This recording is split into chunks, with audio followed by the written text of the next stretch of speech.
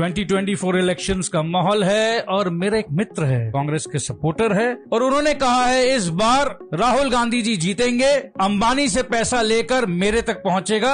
Wealth distribution की कोई scheme है उनके पास। तो भाई ये स्कीम क्या है? बीजेपी के पास है ऐसा कोई स्कीम? आप सोचिए, क्लास में दो बच्चे पढ़ रहे हैं, एक 95% लाता है और एक 30%। सपोज कीजिए वहां का टीचर है राहुल गांधी, उसने डिसाइड किया कि 95% के मार्क्स और 30% के मार्क्स दोनों का एवरेज आउट कर देते हैं। फर्स्ट सेमेस्टर में दोनों के 55-60 मार्क्स आ गए। बड़ा वाला तो खुश नहीं होगा, फेल होने वाला था वो खुश हो गया।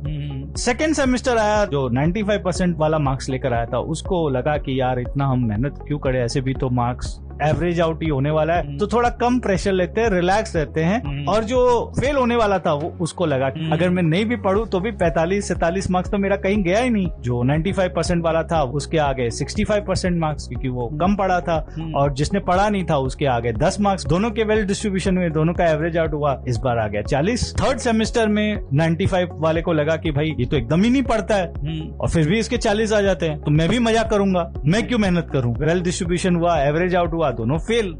सो बेसिकली आप ये इंसेंटिव दे रहे हो कि आप मेहनत मत करो, आप काम मत करो, क्योंकि एनीवे आपकी संपत्तियां, आपकी प्रॉपर्टी, आपके एसेट ले ली जाएगी और ऐसे लोगों में बांट दी जाएगी जो कुछ काम नहीं करते। मतलब आप सोच लीजिए, अंबानी जी 3 जनरेशन से मेहनत करके जो वेल्थ क्रिएट किए हैं, आप जो काम करते नहीं हो, आप सिर्फ आईपीएल देखते हो, ड्रीम 11 में आप जुआ खेलते हो, बेसिकली वो पैसा आपके पास आ जाए, अल्टीमेटली दोनों इक्वल हो जाए। दोनों क्या करोगे? दोनों समोसा की दुकान खोलोगे। अब समोसा की दुकान है, अंबानी की चल पड़ेगी। क्यों चल पड़ेगी? क्योंकि वो अच्छा बिजनेसमैन है, उसको आता है समोसा बेचना, वो बेच देगा और आपका समोसा बिकेगा नहीं, क्योंकि आप तो ड्रीम 11 खेल रहे होगे। तो अल्टीमेटली वापस वेल्थ डिस्ट्रीब्यूशन होगा, वापस 5 साल होगा, वापस राहुल गांधी जी वेल्थ डिस्ट्रीब्यूशन लेकर आएंगे। अब फिर क्या होगा? आप दोनों कहां पहुंचोगे? मूड़ी की दुकान खोलोगे, झाल मूड़ी बनाओगे। तो आप धीरे धीरे करके नीचे आते जाओगे, अल्टीमेटली दोनों भीख मांगने लग जाओगे।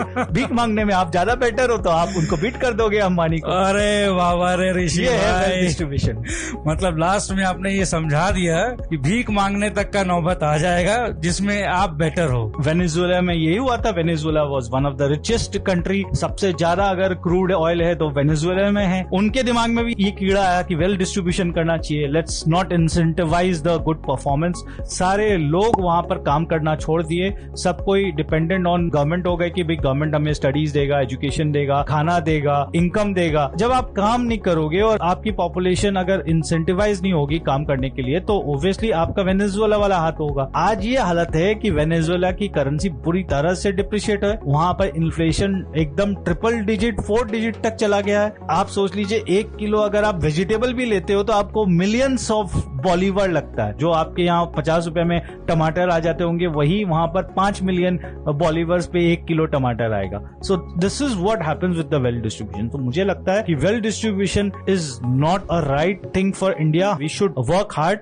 We should work smart and we should incentivise the entrepreneurship. कि जितना हम एंटरप्रेन्योर को इंसेंटिवाइज करेंगे उतनी जॉब्स क्रिएट होगी। हमें जॉब्स क्रिएट करना है, हमें इसको एक रकम हमें से मूड़ी नहीं बेचना, मूड़ी नहीं बेचनी है, हमें भीख नहीं मांगना है।